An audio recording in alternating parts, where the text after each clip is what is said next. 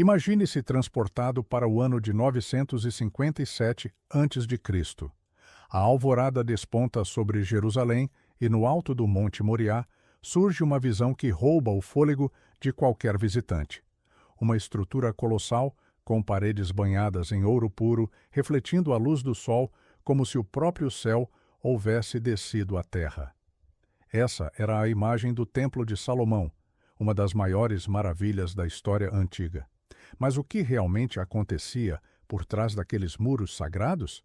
E mais, como o rei mais sábio da história conseguia administrar um reino tão vasto e ainda dividir sua atenção entre 1000 mulheres, 700 esposas e 300 concubinas?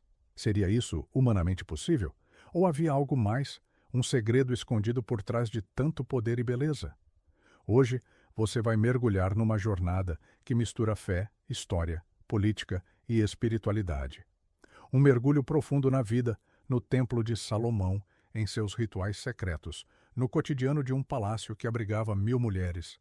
E talvez algo ainda mais sobrenatural. Salomão, filho de Davi e Batseba, herdou um trono consolidado, mas ainda assim cercado de ameaças e desafios. Jovem, inexperiente, teve a sabedoria de pedir a Deus, antes de tudo, discernimento. A resposta divina veio na forma de uma sabedoria tão extraordinária que sua fama atravessou desertos e mares.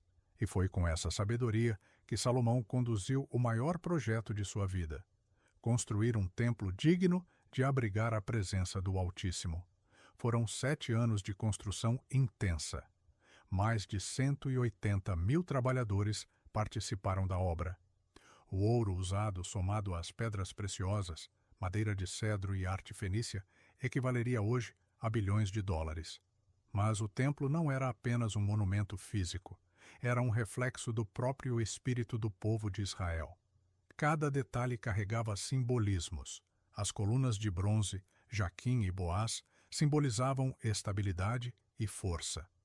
Os querubins esculpidos em madeira de oliveira e revestidos de ouro guardavam o Santo dos Santos, o lugar mais sagrado, onde ficava a Arca da Aliança. Ali, no centro de Jerusalém, pulsava o coração espiritual de uma nação. E ali também se desenrolava a vida do rei, que além de governar, também era poeta, filósofo, diplomata e esposo de 1000 mulheres. Como Salomão gerenciava tantas uniões? Como organizava esse harém monumental? E por que tantas alianças matrimoniais? A resposta está no jogo político da antiguidade. Cada esposa era mais do que uma mulher. Era um tratado de paz, um pacto com nações vizinhas. A filha do faraó do Egito, por exemplo, foi recebida com um palácio exclusivo, ornado com móveis egípcios e guardas do Nilo. Suas vestes eram de linho transparente como água. Outras vinham de Moabe, Sidom, Tiro, Harã, Etiópia. Cada uma trazia sua cultura, sua fé, seus deuses. Eram mulheres com educação refinada, servas próprias, perfumes exóticos e adornos de pedras preciosas. O harém era um verdadeiro microcosmo do mundo antigo, onde cada pavilhão funcionava como uma embaixada cultural e espiritual. Mas essa pluralidade que antes simbolizava poder e prestígio começaria a gerar conflitos. Enquanto o Templo de Salomão brilhava com glória divina, altares secretos começavam a surgir nas colinas ao redor de Jerusalém. Altares dedicados a deuses estrangeiros, Astarote, Camus, Moloque. O rei, movido pelo amor às suas esposas, passou a permitir, e até a participar, desses rituais. Imagine a cena. No templo, os sacerdotes ofereciam sacrifícios ao Deus de Israel e no mesmo dia, em outro monte, o rei oferecia incenso a divindades pagãs. Era o início de uma tensão espiritual silenciosa, mas profunda. Uma batalha invisível entre fidelidade e idolatria. Nos bastidores do templo, tudo funcionava como uma engrenagem perfeita. Sacerdotes se revezavam em turnos, divididos em 24 grupos, conforme a ordem deixada por Davi. Cada divisão tinha responsabilidades específicas, desde o abastecimento das lâmpadas douradas até a troca dos pães da proposição, feita todo sábado. O templo era autossuficiente. Possuía aquedutos que traziam água de fontes distantes padarias internas, laboratórios de perfumes sagrados, depósitos de incenso, câmaras para vestes sacerdotais, celeiros para armazenar cereais e vinhos, e até uma sala onde escribas registravam todos os acontecimentos. Enquanto isso, no palácio, uma outra rotina acontecia. A cada amanhecer, uma mulher era escolhida para passar o dia inteiro se preparando para o rei.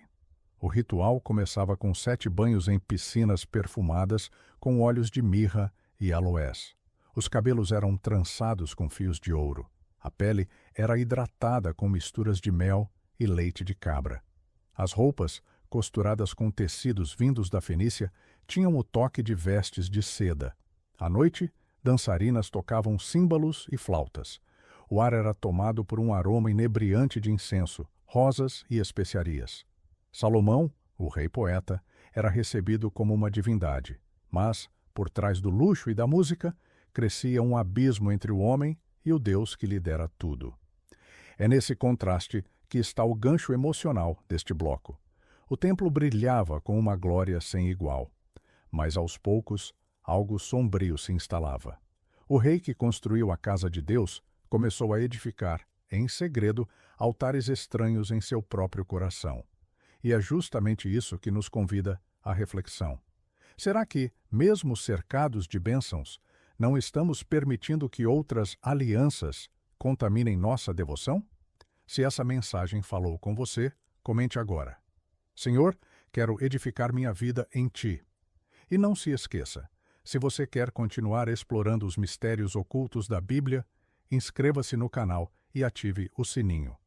No próximo bloco, vamos revelar os detalhes mais secretos da rotina dentro do harém de Salomão e o poder espiritual que ele escondia em seu lendário anel. Você está preparado? No coração do palácio de Salomão, longe dos olhos do povo, existia uma cidade dentro da cidade. Não era apenas um conjunto de aposentos, era uma verdadeira metrópole feminina, cercada por muros altos, jardins floridos, fontes de mármore e câmaras perfumadas. Esse era o harém de Salomão, o maior, mais sofisticado e mais político que o mundo antigo já conheceu. Mas como funcionava esse universo escondido? Você já se perguntou como o rei de Israel, responsável por liderar um império, manter a adoração no templo e resolver disputas complexas, ainda encontrava tempo para suas 1000 mulheres? Como ele organizava esse exército de rainhas, princesas e concubinas, cada uma com sua cultura, seus costumes, sua religião e sua ambição? A resposta está na estrutura. O harém não era um amontoado de mulheres em busca de atenção. Ele era um organismo vivo, organizado como uma corte paralela. Havia uma hierarquia definida. No topo estavam as esposas de sangue real, filhas de reis estrangeiros, rainhas que representavam alianças políticas com impérios poderosos. Logo abaixo vinham as concubinas, geralmente escolhidas por sua beleza, inteligência ou habilidades artísticas. Cada uma tinha seu próprio aposento, criadas pessoais, adornos exclusivos, rotina distinta e até privilégios específicos. A filha do faraó, por exemplo, não vivia no mesmo harém das outras mulheres. Ela foi instalada em um palácio próprio, decorado com colunas egípcias, tapeçarias de papiro, tronos de ébano e ouro. Dizem que suas roupas eram feitas de linho transparente, tão fino quanto névoa, e que suas servas cantavam hinos de Ísis enquanto a penteavam com pentes de marfim. Outras princesas vinham da Fenícia, de Moabe, de Amon, da Síria. Cada uma trazia perfumes raros, rituais de sedução distintos, conhecimentos antigos sobre danças, fitoterapia, cosméticos e encantamentos. O harém de Salomão não era apenas um local de prazer, era um centro diplomático, cultural, mágico. As mulheres aprendiam umas com as outras, compartilhavam receitas de perfumes à base de mirra, ensinavam passos de danças tradicionais, bordavam juntas tecidos tingidos com púrpura real e até trocavam técnicas de encantamento amoroso com ervas aromáticas. Era uma irmandade, mas também uma arena silenciosa onde o poder era disputado sem espadas, mas com olhares, presentes e estratégias. Para cada noite com o rei, Uma mulher era escolhida, às vezes por sorteio, outras vezes por desejo expresso de Salomão. Mas sempre o ritual era meticuloso. Tudo começava ao amanhecer, quando uma mensageira especial visitava a escolhida. Em seguida, era levada à Casa das Purificações, um edifício reservado apenas às preparações do harém. Ali, passava por 7 banhos diferentes, cada um com uma essência simbólica: mirra para a paixão, aloés para a longevidade, cásia para o desejo, canela para a fertilidade. Era uma experiência quase espiritual. Depois, as servas trançavam seus cabelos com fios de ouro e pedras preciosas. A pele era massageada com óleos raros e ungida com resinas aromáticas. As unhas, pintadas com rena, traziam símbolos antigos que contavam histórias de amor. As vestes eram escolhidas conforme o gosto do rei, translúcidas, leves, coloridas, exóticas. À noite, o aposento real se transformava. Cortinas de linho egípcio balançavam suavemente ao vento. Incensários de ouro queimavam resinas trazidas da Arábia. Os lençóis eram de seda tingida com açafrão. Músicos, posicionados discretamente em câmaras ocultas, tocavam harpas, flautas e címbalos. Cada nota era pensada para invocar emoção, desejo, nostalgia. Salomão entrava como um deus. Seu manto era de púrpura, sua coroa encrustada de safiras. Mas seu maior poder não estava no ouro, estava na palavra. Ele encantava com poesias, recitava trechos do Cântico dos Cânticos, tocava as mulheres com frases de sabedoria e promessas eternas. Era um rei, mas também um poeta do amor. E é aqui que o mistério começa a emergir. Algumas tradições antigas, não contadas nos textos bíblicos canônicos, afirmam que Salomão usava conhecimentos sobrenaturais para manter a ordem em seu palácio. Há registros de que ele possuía um anel gravado com o nome sagrado de Deus, o chamado Selo de Salomão. Com esse anel, ele teria poder sobre espíritos, inclusive sobre demônios. Segundo o Testamento de Salomão, um manuscrito apócrifo muito antigo, o rei interrogava seres espirituais, descobria seus nomes, fraquezas e os colocava para trabalhar, inclusive na construção do templo. Alguns dizem que o rei usava esses seres para proteger seu harém contra feitiçarias, espionagem e até assassinatos silenciosos. Será verdade? Ou apenas uma lenda criada para justificar um poder tão imenso? Independentemente disso, o que sabemos com certeza é que Salomão estabeleceu um sistema que parecia impossível: coordenar um templo sagrado com milhares de tarefas diárias e, ao mesmo tempo, administrar um harém com 1000 mulheres, cada uma com suas exigências, heranças e desafios. E tudo isso enquanto mantinha a sabedoria e o prestígio que o tornaram o homem mais poderoso da terra. Mas será que esse equilíbrio duraria para sempre? Aqui termina o bloco 2, com um convite para refletirmos. Você está construindo sua vida com base em disciplina e sabedoria? Ou tentando sustentar um império emocional sem estrutura? Se essa mensagem falou com você, comente agora: Senhor, ensina-me a governar com sabedoria. E se quer continuar descobrindo os bastidores ocultos do maior reinado da história, inscreva-se no canal e ative as notificações. No próximo bloco, vamos revelar os conflitos, as intrigas e como o harém de Salomão se tornou o campo de batalha silencioso que selaria o destino de Israel. Imagine viver em um palácio onde cada corredor esconde um segredo, onde o som das harpas e o aroma de mirra embriagam os sentidos, e onde uma disputa silenciosa entre 1000 mulheres molda o destino de um dos maiores reinos da história. O harém de Salomão era muito mais do que um lugar de prazer. Era um campo de batalha político, espiritual e emocional. Em cada noite, uma história diferente se desenrolava nos aposentos dourados do rei. Mas como Salomão conseguia administrar 1000 relacionamentos, como mantinha a ordem, a lealdade e o poder entre tantas mulheres de diferentes culturas, crenças e ambições? Tudo começava ao amanhecer. As servas mais antigas, respeitadas como anciãs do harém, percorriam os corredores silenciosamente. Uma delas carregava uma pequena placa de cedro, onde era escrito o nome da escolhida da noite, Essa simples tábua de madeira podia transformar o destino de uma mulher. Era um chamado silencioso para a glória, o início de um dia inteiro de rituais, preparação e expectativa. A escolhida era levada à Casa das Purificações, um edifício dedicado exclusivamente ao embelezamento ritualístico.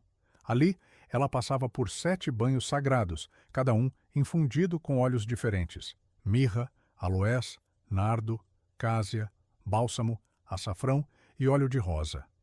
A cada imersão, orações eram sussurradas e cânticos discretos entoados pelas servas.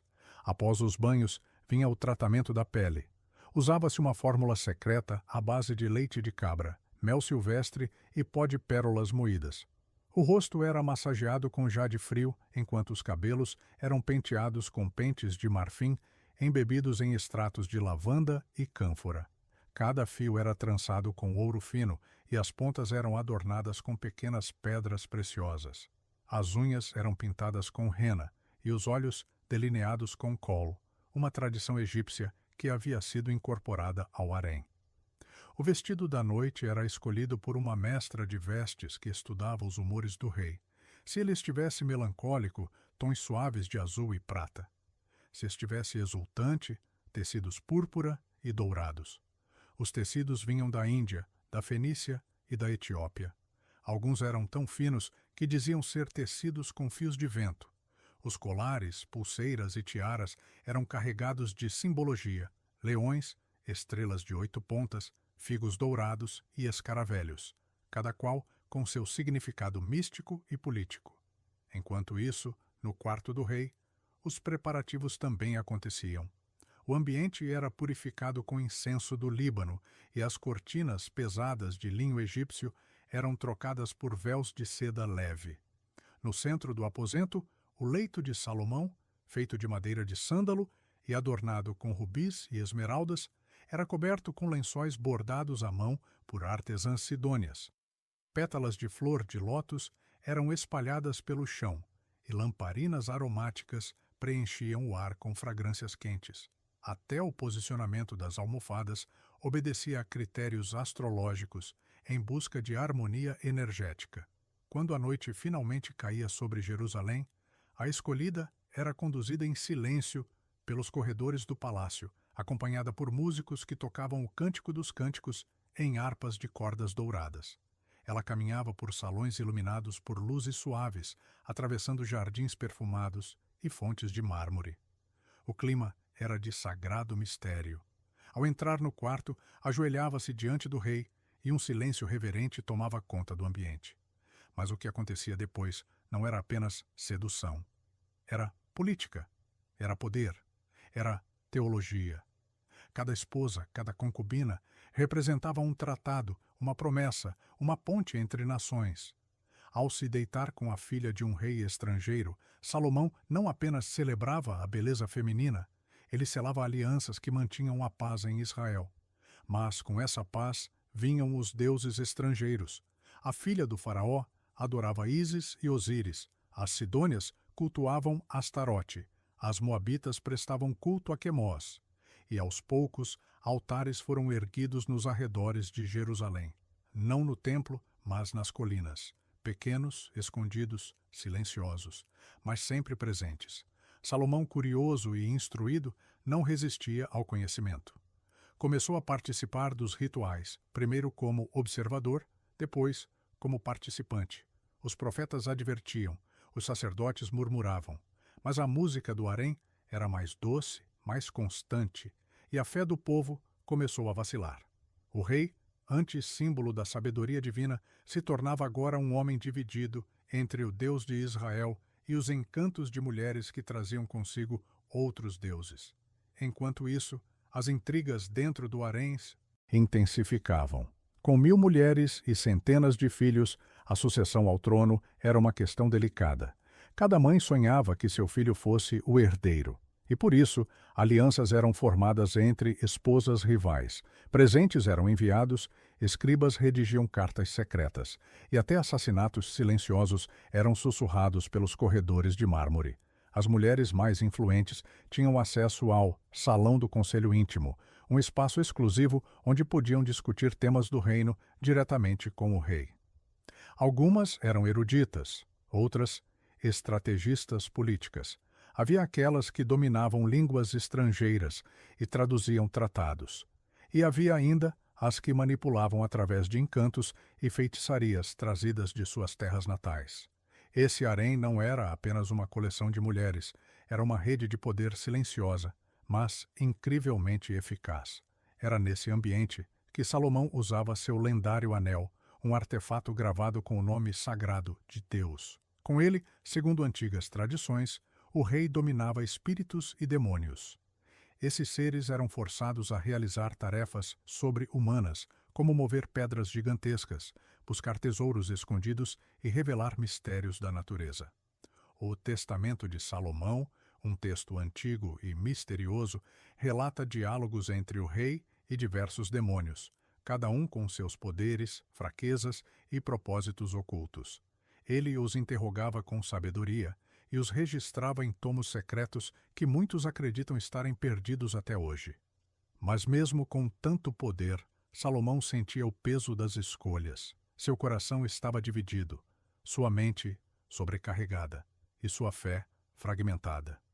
O mesmo homem que construiu o templo para o Deus Altíssimo agora caminhava entre colunas erguidas a divindades estrangeiras, confuso entre o amor e a verdade, entre o prazer e o propósito. Se você acredita que o verdadeiro poder vem de Deus e não dos prazeres do mundo, comente agora: Senhor, guarda meu coração acima de todas as coisas. Imagine agora os últimos anos da vida de Salomão. Um rei já envelhecido, cercado por luxos inimagináveis, mas também por dúvidas, conspirações e sombras. As muralhas do templo ainda brilhavam com o ouro que ele mandara colocar em cada superfície.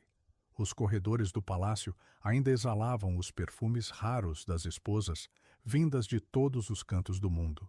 Mas algo havia mudado. Não era mais a glória de antes. Era o peso de tudo o que fora construído e tudo o que estava para desmoronar. Aos olhos do povo, Salomão era ainda um rei majestoso, sábio, poderoso, mas dentro dos muros do palácio ele era um homem dividido. Sua juventude fora marcada por revelações divinas. Seu início de reinado começou com humildade, quando Deus lhe ofereceu qualquer coisa, e ele escolheu sabedoria. Mas agora, com os cabelos brancos, os olhos cansados e o coração endurecido, Salomão via sua própria criação se voltar contra ele. As esposas mais jovens competiam ferozmente pelo pouco tempo que restava da atenção do rei. As esposas mais antigas, antes respeitadas, agora viviam nos bastidores, tramando alianças e protegendo seus filhos da fúria das rivais. O harém, que um dia fora símbolo de poder, havia se tornado um campo de intrigas. Sussurros de envenenamentos, traições e rituais obscuros corriam pelos corredores. Muitos desses boatos chegavam aos ouvidos do rei, mas ele já não tinha forças para intervir em tudo. Enquanto isso, o reino começava a ruir em silêncio. Os tributos cobrados para sustentar o luxo da corte aumentaram. Povos que antes admiravam Israel começaram a questionar os altos impostos, o trabalho forçado e o culto misto que se instalava entre o povo. Homens piedosos, antes defensores fervorosos do templo, agora evitavam Jerusalém. Eles diziam: o coração do rei se perdeu, a cidade está cheia de deuses estrangeiros. E não estavam errados. Nas colinas ao redor da cidade santa erguiam-se altares para Baal, para Moloque, para Astarote. Sacrifícios eram realizados à noite, em segredo, mas o cheiro da fumaça era carregado pelo vento e invadia até os pátios do templo. Sacerdotes antigos choravam em silêncio. Os levitas, antes organizados em turnos sagrados, agora discutiam entre si. Alguns se recusavam a servir, alegando que a presença de Deus havia se afastado do templo. Outros, por medo ou conveniência, seguiam calados. Salomão, em sua introspecção, voltou a buscar os livros sagrados. Ele releu os salmos de seu pai, Davi, leu os rolos da lei, meditou nas promessas que o Senhor lhe fizera no início do reinado, e ali, sozinho, começou a escrever um novo texto. Não era um tratado político, não era uma ode ao amor, era um lamento, um livro de reflexões que mais tarde seria conhecido como Eclesiastes. Vaidade das vaidades, escreveu ele. Tudo é vaidade. Esse livro revela o coração de um rei que experimentou tudo: poder, prazer, sabedoria, riqueza, e descobriu que nada disso era suficiente. Ele fala de um homem que construiu o maior templo da história, mas viu sua própria alma tornar-se um deserto. Alguém que possuía 1000 mulheres, mas se sentia solitário. Que governava um império, mas já não governava a si mesmo. E é nesse ponto que a narrativa alcança seu clímax espiritual. Porque, apesar de tudo, apesar dos erros, dos excessos, das alianças impuras, dos cultos pagãos, Salomão se volta a Deus. No fim de sua vida, ele reconhece sua fragilidade. E sua mensagem final não é um grito de vitória, mas um alerta. Lembra-te do teu Criador nos dias da tua mocidade, antes que venham os dias maus. Ele compreende que, sem Deus, até o mais grandioso dos reinos está fadado à ruína. Mas o que aconteceria com seu legado? Após sua morte, Roboão, seu filho, herda o trono. Mas o reino já está dividido. As tribos do norte se revoltam. O povo, cansado de impostos e trabalho forçado, se volta contra a dinastia davídica, e assim, Israel se divide em dois: o reino do norte, Israel, e o reino do sul, Judá. A unidade construída com tanto esforço e ouro se desfaz em pó diante dos olhos de Deus. O templo permanece por mais algum tempo. Ainda ocorrem sacrifícios, rituais, cânticos. Mas a glória que um dia enchia o Santo dos Santos, a presença visível de Deus entre os querubins dourados, já não estava mais ali. Os profetas posteriores diriam que a glória do Senhor se retirou do templo, que os anjos fecharam suas asas, que a luz da aliança foi apagada pelo pecado do povo, e tudo começou com um rei que trocou a sabedoria divina pelos prazeres do mundo. O anel que um dia comandou demônios, agora era apenas uma peça esquecida em alguma caixa de tesouro. As mulheres que disputavam o amor do rei foram dispersas. Os filhos, criados em culturas distintas, sem unidade, sem temor a Deus, dividiram o que restou do império.